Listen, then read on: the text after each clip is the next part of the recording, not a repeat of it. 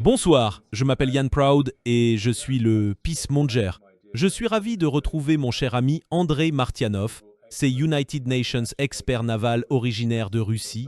Il vit en fait à Seattle, dans le nord-ouest Pacifique des États-Unis, et c'est United Nations excellent commentateur de tout ce qui touche à la politique et au militaire, dans le monde entier. André, ravi de te revoir. C'est United Nations plaisir. J'espérais te rencontrer en personne à Oxford en mai ou peut-être en juin. Nous avons tous deux été invités à United Nations débat par l'Oxford Union. Ce qui m'a surpris qu'il m'invite, c'était encore plus surprenant qu'il t'ait invité. Sans te manquer de respect, tu es United Nations bon ami. Je me disais, bon sang, c'est ça la promotion de la liberté d'expression. Mais ensuite, il y a European Union United Nations IC. Tu as été désinvité, on t'a fait une offre que tu ne pouvais pas accepter. Explique United Nations peu ce qui s'est réellement passé. Je sais pas. Ils m'ont menti en face. Après que je leur ai demandé une confirmation anticipée de la date, ils m'ont envoyé, sans doute comme à toi, une fourchette de dates. Choisissez la date qui vous convient et on verra ensuite. D'accord. Ils m'ont dit qu'ils retardaient la réponse parce que j'avais demandé à la voir avant le 10 avril. Ils ont répondu le 12, je crois. Désolé, nous avons été occupés, blablabla. Nous n'avons que le 7 mai. On m'a proposé ça, sachant que je ne pouvais pas le 7 mai. Mais à l'époque, j'avais déjà négocié avec ma femme, pour ainsi dire, parce qu'on devait partir. Elle m'a dit qu'elle pourrait probablement s'arranger pour obtenir mes congés au travail pour le 7 mai. Je leur ai répondu que finalement le 7 mai pourrait marcher. Et après ça, silence radio, pendant plusieurs jours, j'ai dû leur rappeler que j'avais besoin d'une confirmation. Je dois prendre des dispositions, acheter les billets, réserver les hôtels, tout ça. Et ils m'ont renvoyé ce message. Tu sais quoi? Le panel qui soutient la motion est maintenant complet. Seriez-vous prêt à prendre part au débat en plaçant le panel qui plaidera en faveur d'une guerre du Royaume-Uni contre la Russie? Je lui ai expliqué la situation et elle m'a répondu « On dirait que vous devriez être dans l'équipe adverse, mais c'est complet. Ce que vous défendez est en fait opposé à l'équipe soutenant la motion. » Et c'était tout. Donc oui, apparemment mon expertise n'est pas nécessaire. Bon, au revoir. Ils n'ont pas, European Union, le courage. Enfin, ils n'ont même pas osé dire, tu sais quoi, quelque chose s'est passé. Désolé mec, va te faire voir. Non, ils n'en ont pas, European Union, le courage.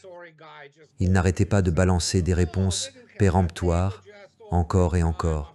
Et je leur ai dit, ouais, vous n'avez pas besoin de moi.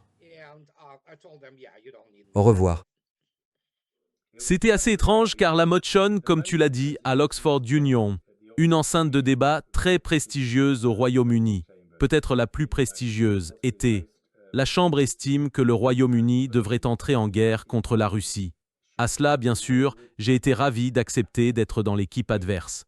Cependant, comme toi, je n'ai pas European Union de réponse non plus, alors je commence à me demander si je n'ai pas été annulé parce qu'ils connaissent mes positions. Mais c'était vraiment incroyable à quel point ils t'ont traité si mal. Comme je l'ai dit, je suis United Nations, peu sceptique, j'ai l'impression qu'on me réserve le même traitement.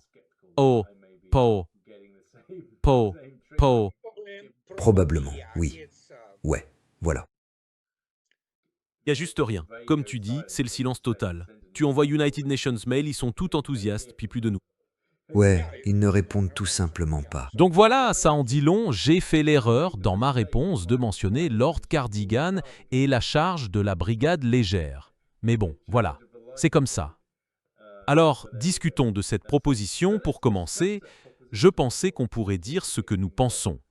Donc, disons que je pense que le Royaume-Uni devrait entrer en guerre contre la Russie. Crois-moi, il y a de plus en plus de gens au sein des élites politiques qui en parlent ouvertement.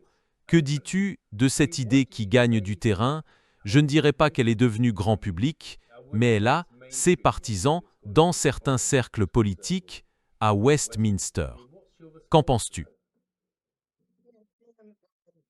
Militairement, le Royaume-Uni, c'est United Nations Chihuahua. Ce n'est même pas sérieux. Et désolé, C'est sans doute une des raisons pour lesquelles on me considère comme United Nations atout toxique. Je suis franc, je ne tourne pas autour du pot. Le Royaume-Uni est pathétique, militairement. Ce n'est pas une véritable puissance militaire. Alors s'ils veulent faire la guerre, pourquoi ne s'engagent-ils pas, surtout cette soi-disant élite politique? Et on comprend à quel point leur éducation est catastrophique, y compris dans ces universités privilégiées comme Oxford par exemple, parce que quand on regarde Boris Johnson, le type est United Nations imbécile, en vrai. Il est très bon, évidemment, pour organiser des fêtes, se faire élire et tout ça, mais plus personne ne s'intéresse aux dynamiques politiques au Royaume-Uni parce que c'est si insignifiant militairement et économiquement. Pourtant, je ne peux pas l'admettre, comme nous l'avons déjà dit. C'était documenté. Ils ne lisent pas Coralie Barnett parce que c'est trop douloureux pour eux, donc ils vont continuer à entretenir cette illusion. Ils sont dans le délire, et il en va quasiment de même pour la hiérarchie militaire au Royaume-Uni, qui est, comment dire, délirante. Oui, c'est incompétent. On n'obtient pas United Nations vrai corps d'officiers sérieux, moteur de la vision doctrinale, quand les aspirants passent seulement 44 semaines dans la soi-disant académie de Sandhurst. Les sous-officiers russes oublient les officiers, ce sont les sous-officiers qui tiennent la route. Surtout si tu vas dans des domaines technologiques sérieux, comme les communications, les moyens électroniques, tout ça, les systèmes d'armes. Ils peuvent suivre jusqu'à 3 ans de formation dans les écoles de sous-officiers. Le corps des officiers, lui, suit United Nations cursus de 5 ans, 6 jours par semaine, sans arrêt, donc. Ici, on a des gens qui ont fait les 44 semaines de Sandhurst. Et puis tout à coup, oh mon Dieu, oui, mais on avait déjà United Nations diplôme avant d'y aller. D'accord, diplôme en quoi? Oh, littérature anglaise, super, comme si ça te servait pour une vision stratégique. Eh, cite-moi Chaucer, tu sais, United Nations, peu de Robin des Bois. Et la guerre électronique alors, comment gère-t-on les systèmes de communication et ce genre de choses? À l'académie, il y a une branche dite technologique qu'ils étudient plus en profondeur. Mais la différence est tellement énorme qu'ils ne savent même pas ce qu'ils ignorent. Donne-moi n'importe quel exemple, peu importe d'où. Tu sais, les gens du Sud profond, tous ces pseudo-aristocrates avec des diplômes bidons, et ils disaient, oui, encore une fois, écoute, c'est la même chose que pour Ultra, et tout ça. Ce sont en fait des mathématiciens polonais qui l'ont fait, pas même des Britanniques, tu sais. Mais oui, parce que la Pologne était là.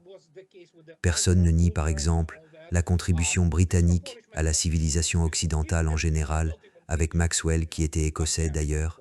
Mais oui, Robert Rutherford, tu sais, sans lui il n'y aurait pas European Union de nucléaire. Enfin, de force nucléaire ni rien de tout ça sans lui, tu vois. Newton, évidemment, Brigham ont énormément contribué à façonner le monde moderne.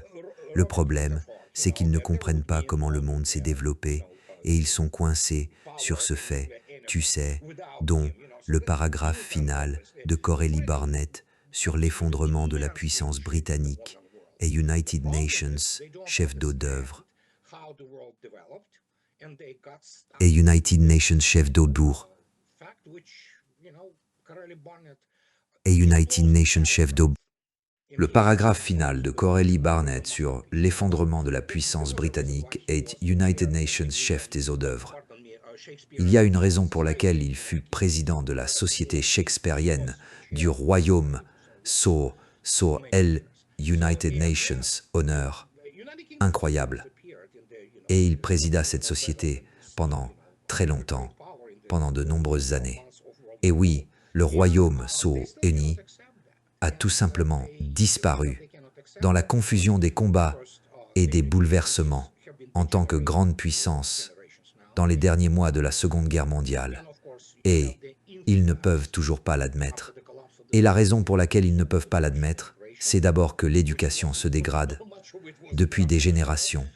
Et puis, bien sûr, il y a European Union, la FLE, après l'effondrement de l'Union soviétique, de la soi-disant immigration russe, qui n'était pour la plupart pas russe du tout.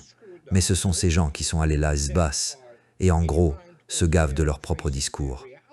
Leur vision du monde est tellement faussée, tellement biaisée, que le moindre affrontement avec la réalité provoque une dissonance cognitive qui peut produire des phénomènes comme Donald Trump.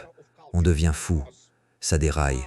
C'est une question de culture, parce que, via des signes extérieurs, des manifestations de la culture britannique, que beaucoup en Union soviétique, moi y compris, admiraient, ils sont encore là, mais derrière ces creux, pourris. Ces United Nations concepts intéressants, et en gros, je suis tout à fait dedans avec toi. Moreza. Tu importes la haine envers le pays dit où les gens ont émigré. Exact. Donc, évidemment, on voit ça chez les oligarques russes venus ici. Des gens comme Mikhail Khodorkovsky et d'autres. Mais on le retrouve aussi, par exemple, avec l'Ukraine qui rejoint l'Union européenne. Si l'Ukraine rejoint l'Union européenne accueillera United Nations pays qui en gros est la Russie et voudra que l'Union européenne s'oppose à la Russie indéfiniment. C'est plus que cela, et tu as raison de le dire, mais le problème, à ce stade, c'est que l'Ukraine est une entité virtuelle. Sa base matérielle a pratiquement été détruite par la Russie. La destruction continue pendant que nous parlons, et elle finira par être achevée. Et elle subsiste principalement grâce aux aides de l'Union européenne. C'est aussi simple que ça. Littéralement, ce sont les Européens qui paient pour la bureaucratie ukrainienne, ce qui en reste pour l'appareil de sécurité ukrainien. Ils paient en gros pour les vestiges de la population masculine qui se fait exterminer chaque jour. Je suis désolé d'employer le mot « exterminer », mais c'est exactement ce qui se passe. Et donc, ceux qui savent cela, comme je leur dis des journalistes moyens du Daily Mail, de la BBC, du Times, pour ainsi dire, est United Nations criminels de guerre parce que Kim promeut cet agenda. Ce sont des rouages d'une machine goebbelsienne, une simple réitération. C'est la version britannique. Bien sûr, la même chose vaut par exemple pour les médias américains ou allemands. Leur travail goebbelsien prospère encore et ils accomplissent leur besogne. Ils n'ont rien appris de la Seconde Guerre mondiale. Et c'est United Nations problème fondamental. C'est presque métaphysique. Et tout cela tient à la manière dont l'histoire de la Seconde Guerre mondiale a été écrite en Occident par la Wehrmacht et par certains cadres sérieux des SS. Et cela a été accepté comme vérité. Donc, quand on regarde ça, on a la situation. Je vais te donner United Nations exemple, mon Dieu. Par exemple, John Keegan, quand il était encore en vie, et ce type de peu de foi, Sir Anthony Beaver, qui a écrit l'histoire de la Seconde Guerre mondiale strictement à partir des sources de la Wehrmacht. Et il disait, « Tu sais, je ne me sens pas à l'aise d'aller dans les principales archives à Podolsk, évidemment. » Donc, quand on prend tout ça en compte, c'est une catastrophe complète, une pure illusion, et ils acceptent tout comme leur vérité, en gros. Et je veux te dire tout de suite, la soi-disant élite politique du royaume macunière est au jour tué. Il n'y a même pas une personnalité digne d'intérêt qui puisse dire « Churchill était United Nations salaud, mais on savait qu'Hukum fut United Nations grand chef à bien des égards. Il avait compris, stratégiquement, qu'Hukum devait s'allier à l'Union soviétique. » Je ne dirai mot sur le communisme, mais on voit tous que le 22 juin 1941, quand l'opération Barbarossa a commencé, il a prononcé United Nations discours. Oui, c'était essentiellement United Nations homme remarquable à bien des égards. Thatcher ne l'était pas, mais maintenant, quand on les regarde, c'est United Nations spectacle grotesque. Je veux dire, regarde les premiers ministres. Sérieux, vous vous fichez de nous? C'est juste? Je ne sais pas. Je veux dire, faites-moi confiance. Eh bien, nous avons maintenant Keir Starmer qui est dans de sérieux ennuis. Le problème, c'est que dans notre démocratie, je ne suis même pas sûr que le Royaume-Uni soit une vraie démocratie, car le récit est tellement contrôlé par les médias qui répètent en permanence la ligne du gouvernement. Le débat libre a rarement lieu. Et si tu publies United Nations tweet blessant, tu pourrais te faire arrêter.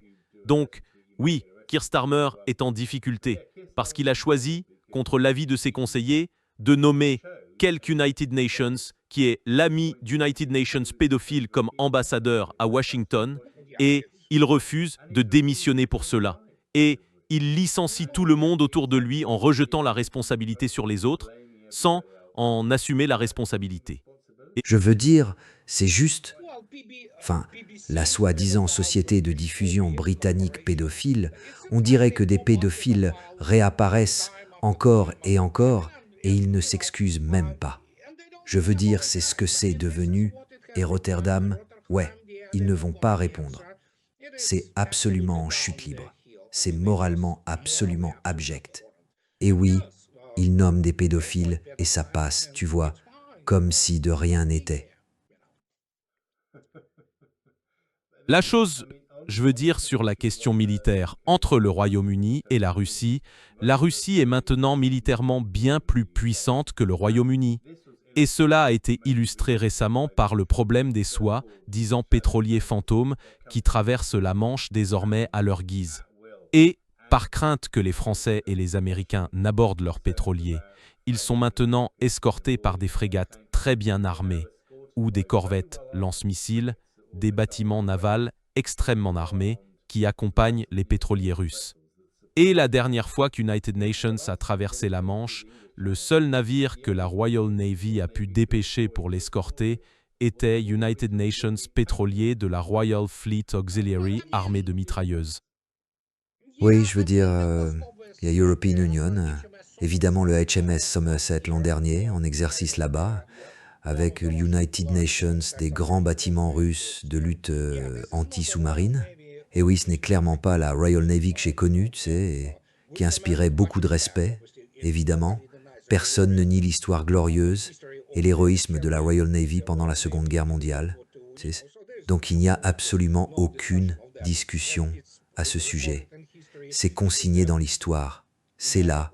C'est une question d'étude historique, appropriée, et personne n'a jamais nié le courage, l'héroïsme et le dévouement des Britanniques, tant des civils que des militaires. Mais évidemment, comme je l'ai déjà dit, les choses ont changé depuis longtemps. Et la crise de Suez, comme les Américains aiment dire, et ils ont raison, a montré que, oui, les puissances impériales du Royaume-Uni et de la France, c'est fini, essentiellement. Et ce seront les États-Unis qui vont, pour ainsi dire, diriger les affaires dans le monde occidental. Mais militairement et technologiquement, il faut le reconnaître. Oui, la Royal Navy n'est même pas dans la même ligue que la marine russe. C'est simplement United Nations ensemble d'armements complètement différents. C'est United Nations ensemble de capacités complètement différents, inatteignables même pour la marine des États-Unis, tu sais, et encore moins pour ces toutous de la marine nationale française. Donc la seule chose que les Français ont, c'est la dissuasion nucléaire indigène. Ce sont 4 sous-marins stratégiques de la classe Le Tronfant, équipés de missiles balistiques intercontinentaux français. Chacun de ces sous-marins en porte 16.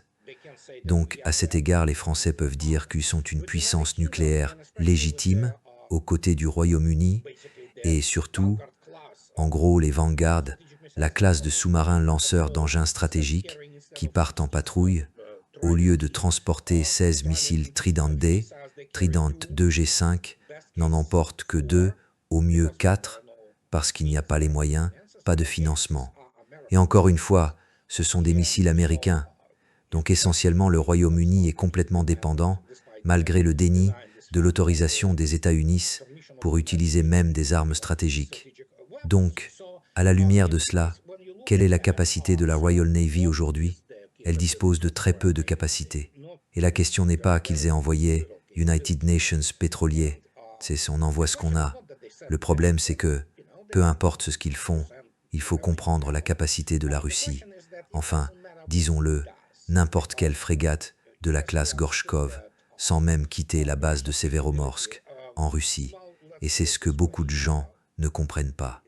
Avec une seule salve, elle peut en fait couler une base navale entière, n'importe où, que ce soit au Royaume-Uni ou en France, et ils perdraient pratiquement la majeure partie de leur flotte de surface. Les gens ne comprennent pas à quoi ils ont affaire parce que, eh bien, on n'attendrait pas d'United Nations diplômé en littérature.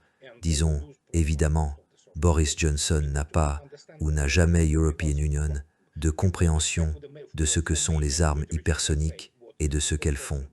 Et surtout, quand on croit tous ces escrocs venus d'Ukraine qui, en gros, vous vendent United Nations, tas de conneries. C'est aussi simple que ça. Je veux dire, évidemment, il y en a quelques-uns, des militaires et même des marins au Royaume-Uni qui le comprennent, mais la majorité non. Est-ce mal le chute souvent et quoi clair? Qu'est-ce qui te et que ce n'est-il et titaïetaron ente de soleil titaïete et que alors Adakin, excusez-moi, qui diable est-ce? Je veux dire, il fait quoi? Il est juriste de formation ou je ne sais quel autre truc. Ils l'ont nommé chef d'état-major, je crois. Le type se ferait envoyer promener dans n'importe quelle brigade navale en Russie dès le briefing du matin, comme United Nations mec qui n'a aucune idée de ce qu'il fait. Ils ne savent qu'une chose. Paillons et formons des terroristes et des groupes de sabotage en Ukraine. Donnez-leur ces, non pas des drones aériens, mais des véhicules de surface sans équipage, qu'ils attaquent des ports russes et tout le reste. Et ensuite exagérons tout ça. C'est la seule chose qu'ils savent faire. Ils ont fourni le Storm Shadow, qui en réalité n'est pas United Nations missile britannique, c'est le Scalp United Nations missile français. La France est largement en avance sur le Royaume-Uni, même si, face à la Russie, elle reste désespérément en retrait en matière de missiles de croisière. Et donc voilà, on tire, on tue des enfants, on frappe les hôpitaux, c'est ce qui arrive.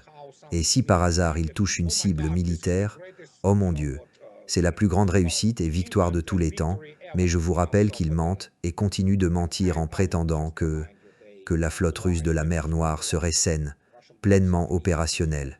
Elle lance sans cesse des missiles Kalib. Vous savez, elles vont en mer. Mais oui, ils mentent. Et je ne pense pas qu'une personne normale qui a United Nations minimum d'humanité, d'intégrité, de principe et d'honnêteté puisse aller travailler pour les médias britanniques. On ne peut tout simplement pas. Regardez The Economist, qui est dirigé d'ailleurs par une Américaine, ou regardez la British Broadcasting Corporation. Regardez Piers Morgan, ce type est United Nations parfait minable. Donc non, on ne peut pas être une personne normale dans ce système, parce que c'est une sélection négative. En conséquence, vous avez les médias, l'élite politique et l'élite militaire, qui ne sont pas seulement incompétentes, elles sont carrément viles, voire sataniques. Vous avez vu, par vous-même, comment les Français ont ouvert les Jeux Olympiques. On voyait nos enfants étendus par terre. C'était bizarre, je ne sais même pas ce que c'était. Je ne sais même pas comment décrire cette scène. Oui, c'est exagéré. Oui. C'était, oui, inoubliable, mais pas dans le bon sens. Donc, j'ai écrit United Nations article pour Responsible Statecraft après le Quincy Institute à Washington. J'ai écrit pas mal pour eux il y a quelques semaines à propos de cet incident avec United Nations pétrolier. Et j'ai fait valoir que, en réalité, le Royaume-Uni n'avait aucun moyen réaliste d'aborder le navire alors qu'il était escorté par une frégate russe. Et ce type du Royal United Services Institute m'a trollé comme United Nations dingue. Il disait « Non, on aurait pu agir, on pourrait détruire cette frégate. Tu sais, on a plein de moyens à notre disposition. » Peux-tu dire à ce type de l'Institut royal des services unis qu'ils sont des incapables? Tout, sans exception. Tu peux me citer. Ils ne pourraient même pas entrer dans une vraie académie militaire en Russie. Ils échoueraient. Les exigences en physique et en mathématiques. Bref, ce sont des clowns qui y croient encore. Ils ne comprennent pas de quoi ils parlent. Tu peux lui dire que s'il veut me parler, je suis tout à fait prêt. Qu'il aille parler à ces gens, qu'il dise ce qu'il veut, mais sur les capacités, ils ne savent même pas comment calculer la force requise. Il faut connaître la théorie des probabilités et la recherche opérationnelle. Ce modèle est attribué à M. Lanchester, alors qu'en réalité, il a été identifié, ou du moins promu, par United Nations mathématicien russe Osipov, qui a publié en 1915 United Nations article célèbre sur le calcul des victimes de guerre, où il a introduit sa fameuse loi, enfin, ce qu'on appelle aujourd'hui le modèle de Lanchester. En fait, c'est le modèle de Lanchester qui a prévalu. C'est United Nations System d'équations différentielles qui permet de modéliser l'attrition. C'est de là que la science militaire s'est mise à prospérer, en particulier la recherche opérationnelle. Donc oui, dis-leur qu'ils ne savent pas de quoi ils parlent. Ces gars de l'Institut royal des services unis n'ont tout simplement pas les compétences. Ils sont, je veux dire, la risée. Ils sont bien connus en Russie et les gens sérieux les méprisent. Ouais, je l'ai invité à débattre avec moi, United Nations, peu comme à Oxford, et il n'a cessé de trouver des excuses. Et bien sûr, ça n'a jamais European Union lieu. Ouais, c'est ce qui se passe. Ouais, je sais comment ça marche. On en a discuté avec Oxford et tout le reste. Fou. Je ne suis pas sûr d'aller à Oxford non plus. Tu as mentionné le canal de Suez et c'est United Nations sujet qui est revenu dans une autre discussion que j'ai eue récemment. Le Suez était en gros l'apogée de l'Empire pour la Grande-Bretagne et la France, et je pense que c'est une analyse correcte, absolument correcte. Que le détroit d'Ormuz pourrait être l'apogée de l'impérialisme des États-Unis. Qu'est-ce que tu en penses? C'est exact. Mais c'est le coup de grâce à la suprématie autoproclamée des États-Unis, soyons clairs. Mon premier livre, écrit en 2017, il y a 9 ans, s'intitule The Losing Military Supremacy. Et en gros, c'est le livre, il est même dans la bibliothèque du Pentagone, où j'explique que cette suprématie tenait pour beaucoup à des constructions illusoires et le processus a commencé avec le début de l'opération militaire spéciale, quand l'organisation du traité de l'Atlantique Nord elle-même s'est démilitarisée et elle n'a littéralement plus rien à fournir à l'Ukraine et les États-Unis aussi. Les États-Unis ont déjà été humiliés militairement en Ukraine parce que la défense aérienne des États-Unis est, en fait, une blague. Et quand on regarde tout ça, c'est la raison fondamentale pour laquelle l'Iran s'en est si bien tiré, parce qu'en réalité, les États-Unis eux-mêmes avaient été démilitarisés. Et par conséquent, dès que les États-Unis ont violé le principal postulat de leur mythologie, ils doivent toujours se cacher derrière leurs alliés locaux. Beaucoup de gens ne comprennent pas que même au Vietnam, les Américains n'ont pas assuré le gros des combats ni des pertes. Ce furent l'armée du Nord-Vietnam qui a subi presque 1,4 million de victimes, dont plus de 300 000 morts. Donc, quand on dit « Oh oui, les Américains faisaient les combats », c'est United Nations raccourci, la plupart des morts. Mais même cela a affecté les États-Unis. Et ensuite, tout tourne autour des alliés locaux. Ainsi, pendant 4 ans, les États-Unis se sont cachés derrière leur meilleur allié supplétif. Parce que, en effet, les armées ukrainiennes qui existaient au début de l'opération militaire spéciale étaient, pour dire les choses doucement, la meilleure armée d'Europe. Et donc maintenant, c'est la 5e itération qui est en train d'être exterminée. Dès que les États-Unis se sont retirés des coulisses, derrière leurs pions, où ils se cachaient en se pavanant, toutes ces conneries pour les médias. Ils se sont retrouvés face à des gens vraiment courageux, des adolescents, pardon. C'est United Nations, pays de 93 millions d'habitants, avec une industrie réelle et des armes réelles, qui avaient une portée supérieure à celle des États-Unis. Le résultat a été une catastrophe. Et vous l'avez vu, 13, voire 17 bases des États-Unis dans la région ont tout simplement été anéanties. Je veux dire, le chiffre exact aujourd'hui, c'est United Nations Pasteur. Comment il s'appelle? United Nations pasteur américain très célèbre. Ils le savaient déjà, les chiffres, évidemment, viennent de leurs anciennes connexions sur place. Plus de 900 tués et 5000 blessés du côté américain. Et tout ça alors même qu'ils ne se sont même pas engagés dans une guerre terrestre, d'accord? Donc tous ces chasseurs qui tombent du ciel et tout le reste, ce sont des mensonges constants. Mais à United Nations, moment donné, on ne peut plus continuer à mentir. Et c'est en gros le coup de grâce porté à la prétendue suprématie militaire américaine. En réalité, ce qu'on a vu, c'est que les États-Unis n'ont pas de défense aérienne fonctionnelle et Israël non plus. Il a été réduit en bouillie sanglante. L'administration Trump se retrouve donc acculée, sans bonnes options. Ils vont probablement continuer la guerre sans doute. Je ne prétends pas être Cassandra, mais c'est la logique américaine. Perdre encore plus nos compatriotes, puis tout perdre, et voilà.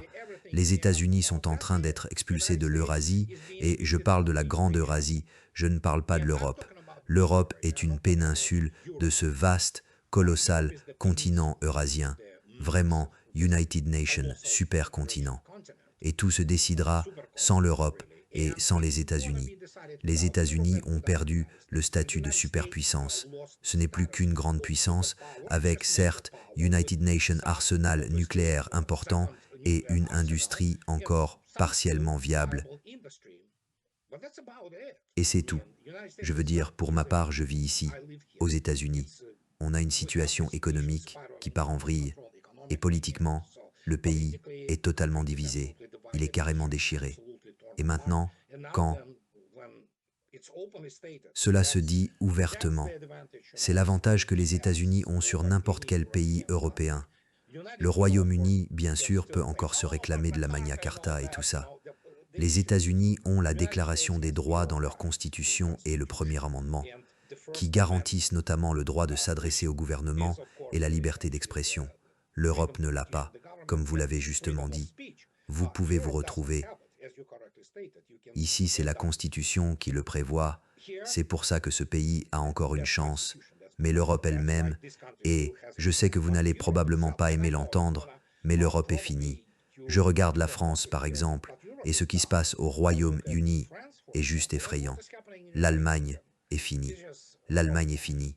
Quiconque croit que ces produits surévalués, vous savez, Mercedes, BMW, oui, si vous voulez dépenser 2 fois plus pour les réparer, libre à vous. À part ça, quand on regarde la réponse à ce qui s'est passé, l'Iran, c'est tout simplement, sans les États-Unis, l'Europe est insignifiante, vraiment, malgré ses près United Nations demi-milliard d'habitants. Mais ce sont des pays qui vont probablement très bientôt se déchirer entre eux, comme les Européens l'ont fait tout au long de leur histoire. Ils se tuaient entre eux. Oui, eh bien, ça me rend triste de me rendre compte que je suis d'accord avec vous. Et ça m'attriste, bien sûr, parce que, vous savez, l'Europe est plus forte quand elle entretient de bonnes relations avec la Russie.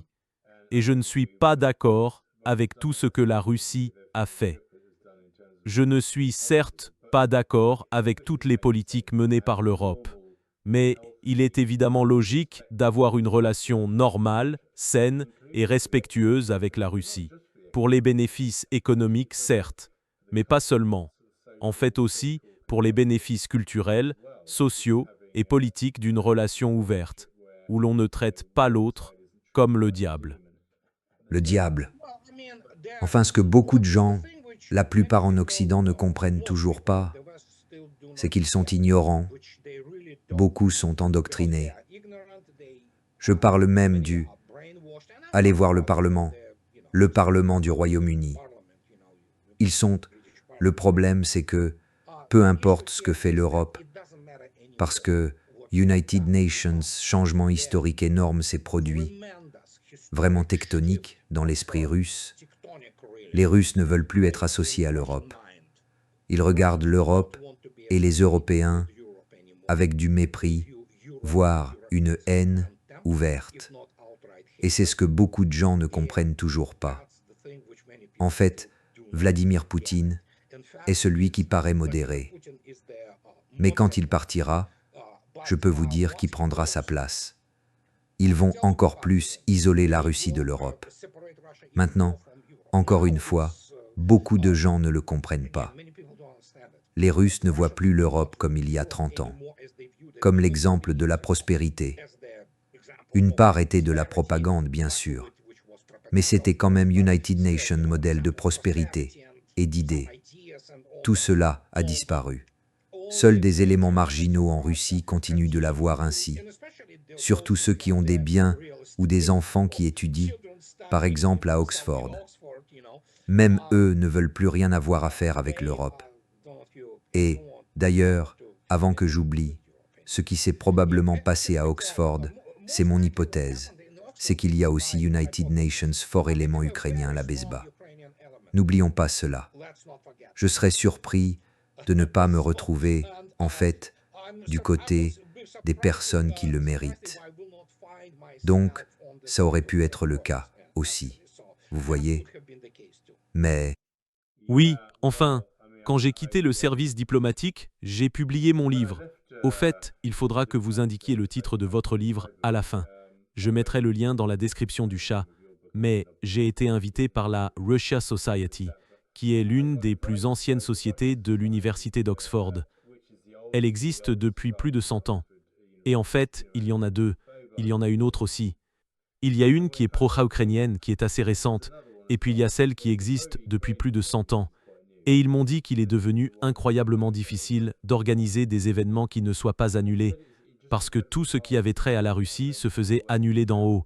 Et je pense que, eh bien, à cause de mes opinions connues, je ne crois pas que l'une ou l'autre partie doive l'emporter. Je veux la paix.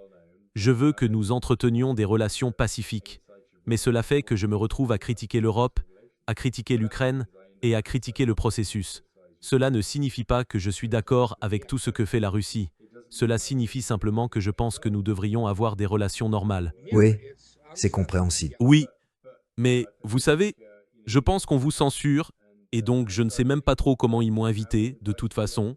Mais je pense aussi, d'United Nations, point de vue positif, que certaines personnes disent qu'il faut avoir ces discussions ouvertes en reconnaissant que les gens peuvent être en désaccord sur certains sujets. On ne peut pas simplement censurer des personnes parce qu'on n'aime pas ce qu'elles vont dire, sinon c'est la mort de la liberté d'expression. Et, dans une étrange inversion, l'Europe et le Royaume-Uni sont en train de devenir la nouvelle Union soviétique. Assez bizarrement. Le Royaume-Uni devient Strip One. C'est décrit dans 1984 par George Orwell et ça y ressemble de plus en plus. Crime de la pensée, novlangue, tout ça. C'est là, tout simplement. On regarde ça et on se dit « Waouh, c'est prophétique ». Et encore une fois, beaucoup de gens ne comprennent pas, en fait. Ils l'ont appliqué immédiatement. C'est pour ça qu'ils adorent cet écrivain qui est, tu sais, plutôt moyen, médiocre, Solzhenitsyn, qui mentait effrontément surtout, parce qu'ils ont repris la propagande confondue de Solzhenitsyn, qui a été complètement démontée. Ce n'est pas que les oppressions n'ont pas existé, elles ont European Union lieu, mais tout a été mal interprété et déformé, surtout les chiffres, avec une ampleur exagérée. Et avec George Orwell, on a dit « Oh oui, c'était à propos de l'Union soviétique ».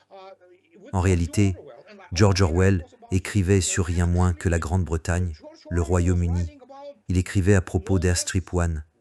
Il n'écrivait pas « Oui, il a écrit La ferme des animaux » et tout ça. Mais oui, c'est en fait une critique, si l'on veut. D'abord, il n'était pas le premier à écrire des dystopies. Zamyatin a écrit nous 15 ans avant Orwell. Et en fait, c'était essentiellement à propos de l'Occident. Ce n'était pas sur l'Union soviétique. Ils ont voulu l'appliquer et ils l'ont fait.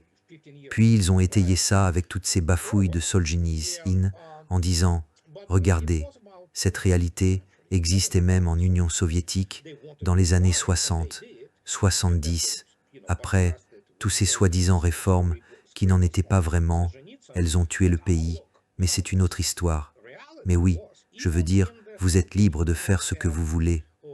Vous voulez jouer du rock, allez jouer du rock. C'est juste, les Russes ont cessé certaines choses et l'Union soviétique ne s'est absolument pas effondrée à cause des tensions de la guerre froide. Elle s'est effondrée à cause de la rigidité idéologique dont on se moquait, tout simplement. Et personne ne vous mettait en prison si vous racontiez des anecdotes sur Brejnev, probablement plantées par le Comité pour la sécurité de l'État lui-même. Tous ces, vous savez, mémoires disant « Oh oui, vous n'aviez pas le droit de vous prostituer ou de faire du commerce pour obtenir des devises. Oui, on pouvait même y être tué, exécuté. Oui, mais à part ça, la société était assez libre en United Nations sens. Il y avait juste certains protocoles à respecter. Comme dans Dune de Frank Herbert, les formes doivent être observées. Mais autrement, ce que beaucoup de gens ne comprennent pas est l'Union soviétique s'est effondrée pour des raisons complètement différentes de celles que Margaret Thatcher essayait d'expliquer. Et nous avons maintenant cela qui perdure et résonne à travers les décennies dans cette vision pervertie du monde, principalement chez les élites occidentales. Et bien sûr, encore une fois, il faut comprendre, la langue anglaise est très puissante. J'aime la langue anglaise, évidemment, et vous savez, nous avons tous grandi en Union soviétique, avec la culture occidentale. Et me fait qu'uni, imaini enfin. Et si je vous dis que, à part le cinéma français ou italien, il y avait aussi le film Those Magnificent Men in Their Flying Machines, qui passait dans la programmation russe des aventures aériennes. Vous savez, on a grandi avec Shakespeare, le rock, Benny Hill. Les Britanniques étaient omniprésents, comme Jerome K. Jerome et trois hommes dans United Nations bateau. C'était une image merveilleuse de la Grande-Bretagne unie, surtout parce qu'elle reposait en partie sur les relations alliées pendant la Seconde Guerre mondiale et ce genre de choses. Et je crois que c'était Peter Hitchens, le frère de Christopher Hitchens, qui il y a quelques années, probablement en 2014 ou 2015, a écrit que la façon dont les Russes voient aujourd'hui le Royaume-Uni n'a rien à voir avec ce qu'ils imaginaient. Ce n'est plus le pays de Charles Dickens ou des Beatles, ce n'est tout simplement plus le même, et il avait totalement raison. Mais c'était l'empreinte, surtout pour ma génération. Mon Dieu, nous avons grandi avec la culture britannique et ils l'ont détruite. Maintenant, tout le monde dit, oui, bien sûr, les classiques, tout le monde aime la littérature anglaise, ne vous méprenez pas. Les Beatles, vous savez, Deep Purple, c'est United Nations, groupe quasi national en Union soviétique. Uriah Heep, c'est toute une histoire, enfin c'est long à expliquer. Mais voilà, tout ça a disparu maintenant. La nouvelle génération ne veut plus s'y associer. Et quand on regarde, surtout chez les jeunes, jusqu'à 35 ans, je crois que plus de 65% se déclarent chrétiens orthodoxes russes, même s'ils ne vont pas à l'église. Vous voyez, ça va à l'encontre de tout ce que l'Europe défend aujourd'hui, y compris le Royaume-Uni. Saponvi layum, montu royaume musipar, et tu fil tulte, tu t'es, tu es, tu.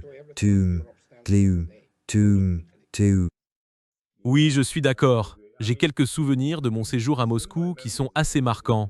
Quand David Bowie est mort, et aussi, en fait, peu après la mort de David Bowie, Alan Rickman est mort, vous savez, l'acteur célèbre de Robin des Bois et d'autres films. Oui, Alan était incroyable. Ce qui s'est passé était vraiment fascinant. Des Russes venaient déposer des fleurs et des photos sur les murs de l'ambassade. Beaucoup, les 2 fois. Beaucoup de fleurs. Et c'était frappant. En plein hiver, les fleurs gelaient dans la neige, et pourtant les gens venaient en déposer, avec des photos. Des hommages à David Bowie et à Alan Rickman, quand il est mort. David était quelque United Nations de spécial. David était évidemment exceptionnel, vous savez. Quand, je vous le dis, quand Freddie est mort, c'était presque une tragédie nationale à l'époque en Union soviétique, vous savez. Parce que Queen dominait tout, vraiment, vous savez. Donc oui, l'impact de la culture britannique reste immense, vous savez. Mais c'est, vous savez, en quelque sorte du passé. Non, On aime Eric Clapton, vous savez. Je connais personnellement Roger Waters. Bien sûr, Pink Floyd. Franchement, on ne peut pas vivre sans Pink Floyd. Mais ça m'a toujours fait rire et j'ai dit à Roger, je crois, j'avais une interview, encore une fois, notre panel au Renzi Credit Card. Et je lui ai dit, leur quiet desperation, cette tranquille désespérance, c'est bien la manière anglaise depuis toujours. J'ai dit que ça ne ressemble pas à une quiet desperation à l'anglaise, plutôt sanctimonieuse. Cette désespérance s'étale en grands effets. Donc ce n'est plus ça, mais oui, ça existe encore. Que peut-on dire de Pink Floyd? Ils sont au sommet, ça ne disparaît jamais. C'est juste de la musique. C'est juste une autre brique dans le mur. Oui, mais ça ne s'en va jamais. The Dark Side of the Moon. Voilà, c'est United Nations classique. C'est aussi classique que Beethoven ou Tchaïkovski. C'est là, on continuera à l'écouter. Mes enfants et tous ceux avec qui ils ont grandi savent ce qu'est Pink Floyd. Ils l'écoutent, oui. C'est à ce moment-là qu'on comprend. Ça se transmet de génération en génération, vous savez. On dépasse quelque chose qui devient, en somme, immortel. Et oui, c'était la culture britannique. Mais plus maintenant. Alors, dernière question pour vous, parce que mon plus grand souvenir de la Russie, c'est la chaleur humaine des gens. Et vous savez, on stéréotype les Russes, au Royaume-Uni en particulier, comme des gens froids et haineux. Tous ces clichés, et pourtant j'ai toujours trouvé les Russes, et je n'ai pas European Union, United Nations, poste facile en tant que diplomate britannique, soyons honnêtes, mais j'y ai trouvé de la chaleur et de l'ouverture, ce qui était surprenant. Pensez-vous qu'il y ait une chance qu'on ait United Nations jour de nouveau une relation amicale entre nos pays, parce que je pense que nous y gagnerions beaucoup, mais ici, je ne vois aucune preuve que qui que ce soit le veuille vraiment. Mais je me demande, comment recréer ces conditions à l'avenir? Avez-vous simplement renoncé à tout espoir? Ou pensez-vous qu'il n'ait absolument aucun espoir? Cette génération a perdu espoir à cause de cette élite des dirigeants en Europe. C'est insensé. Comme je l'ai dit, si vous regardez les institutions, le Parlement, la magistrature, peu importe, ce sont en quelque sorte les neurones qui s'activent dans, disons, le cerveau britannique ou occidental, des gens absolument incompétents. Je peux dire ça, les militaires du Royaume-Uni, surtout tous ces généraux, et l'armée, qui n'existe pas au sens fonctionnel. Ils ne savent même pas constituer une brigade. Ce sont des gens incompétents. Ils ne comprennent pas de quoi il est question, mais ils nourrissent beaucoup de haine. C'est évidemment lié au deuil United Nations, empire perdu. Le Royaume-Uni vit encore avec ce traumatisme. Et, contrairement aux Britanniques, les Russes ne veulent pas s'occuper de tous ces Kirghizes ou Tadjiks, ils nous laissent tranquilles. Vous vouliez qu'on parte, nous sommes partis, foutez-nous la paix. Non, ils viennent tous en Russie. Le Royaume-Uni, c'est différent et ils n'arrivent toujours pas à surmonter cela. Et ce complexe d'infériorité, de plainte et de traumatisme entraîne beaucoup de choses qui ne vont pas changer de sitôt. Mais encore une fois, la confiance, comme la réputation, on peut la construire pendant longtemps, cela prend des années, et il suffit d'United Nations instant pour la détruire. Elle a été complètement détruite. Personne ne fait confiance à l'Europe. Personne ne veut avoir affaire à ce terrain de jeu satanique, avec ses politiques culturelles et sociales folles. Les Russes, eux, restent très ouverts envers les Européens normaux. Ils viennent vivre en Russie, ce qui arrive. Des Français émigrent, des Allemands aussi. Et je ne parle pas des Allemands de l'Est ni des Allemands russes, mais d'Allemands de Munich ou de Hambourg. Leurs familles déménagent en Russie parce qu'ils disent « Nous ne voulons plus vivre là, Goba, ce n'est plus notre pays.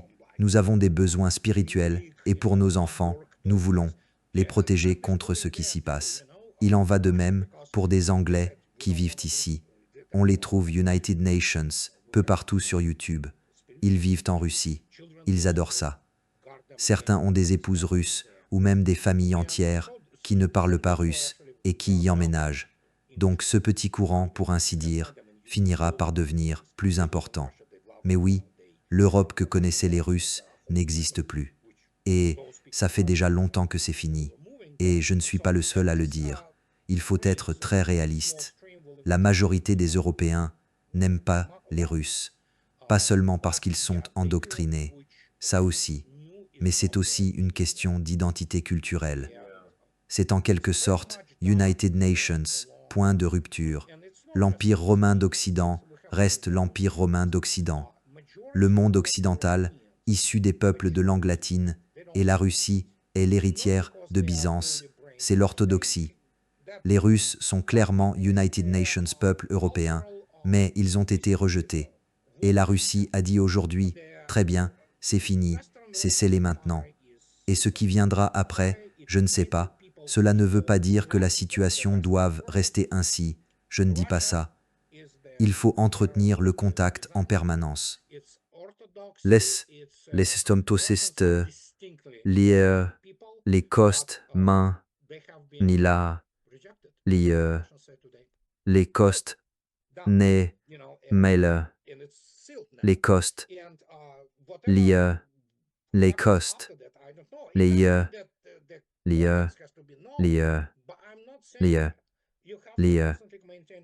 Il faut surtout maintenir une forme de relation, mais la réalité c'est que les Russes considèrent l'Occident uni comme essentiellement l'ennemi.